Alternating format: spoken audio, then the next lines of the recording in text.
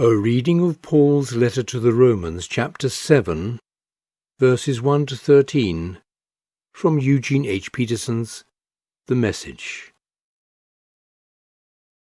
You shouldn't have any trouble understanding this, friends, for you know all the ins and outs of the law, how it works, and how its power touches only the living. For instance, a wife is legally tied to her husband while he lives, but if he dies, she's free. If she lives with another man while her husband is living, she's obviously an adulteress. But if he dies, she's quite free to marry another man in good conscience, with no one's disapproval. So, my friends, this is something like what has taken place with you. When Christ died, he took that entire rule-dominated way of life down with him and left it in the tomb, leaving you free to marry a resurrection life and bear offspring of faith for God. For as long as we lived that old way of life, doing whatever we felt we could get away with, sin was calling most of the shots as the old law code hemmed us in. And this made us all the more rebellious. In the end, all we had to show for it was miscarriages and stillbirths. But now that we're no longer shackled to that domineering mate of sin, and out from under all those oppressive regulations and fine print, we're free to live a new life in the freedom of God. But I can hear you say, if the law code was as bad as all that, it's no better than sin itself. That's certainly not true. The law code had a perfectly legitimate function. Without its clear guidelines for right and wrong, moral behavior would be mostly guesswork. Apart from the succinct surgical command, "You shall not covet," I could have dressed covetousness up to look like a virtue, and ruined my life with it. Don't you remember how it was? I do, perfectly well. The law code started out as an excellent piece of work. What happened, though, was that sin found a way to pervert the command into a temptation, making a piece of forbidden fruit out of it. The law code, instead of being used to guide me, was used to seduce me. Without all the paraphernalia of the law code, sin looked pretty dull and lifeless, and I went along without paying much attention to it. But once sin got its hands on the law code and decked itself out in all that finery, I was fooled and fell for it.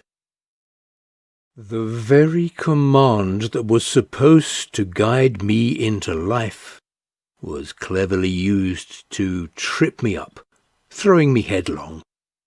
So sin was plenty alive, and I was stone dead.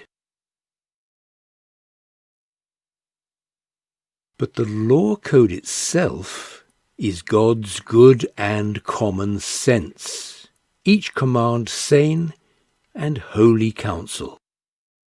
I can already hear your next question. Does that mean I can't even trust what is good, that is, the law?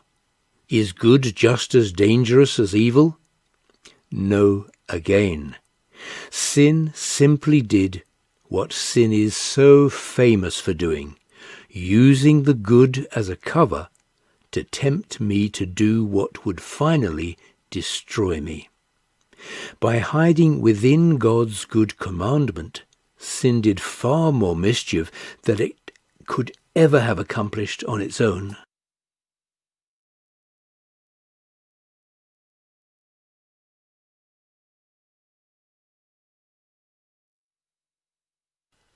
Free to live in the freedom of God was a reading from Paul's letter to the Romans, chapter 7, verses 1 to 13, from Eugene H. Peterson's The Message.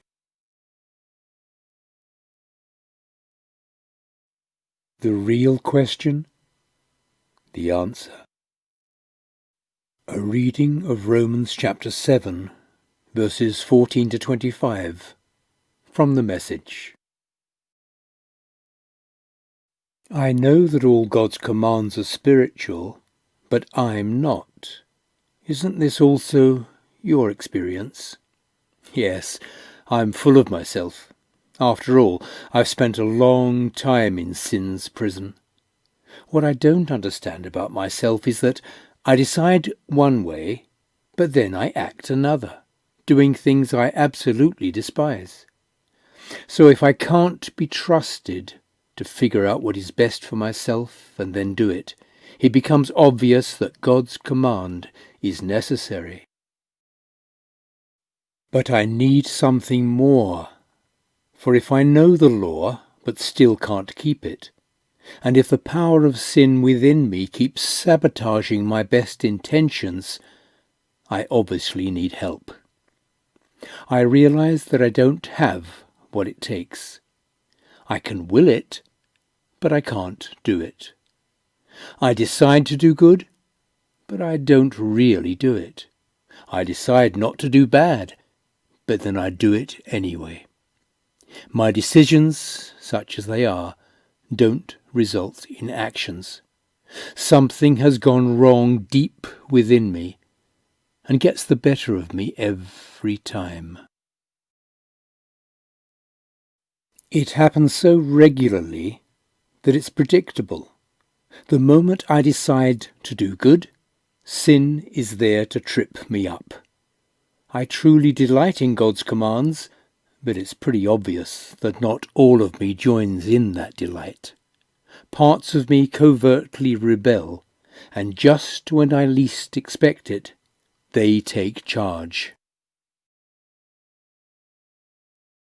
I've tried everything, and nothing helps. I'm at the end of my rope. Is there no one who can do anything for me? Isn't that the real question? The answer, thank God, is that Jesus Christ can and does. He acted to set things right in this life of contradictions, where I want to serve God with all my heart and mind, but am pulled by the influence of sin to do something totally different.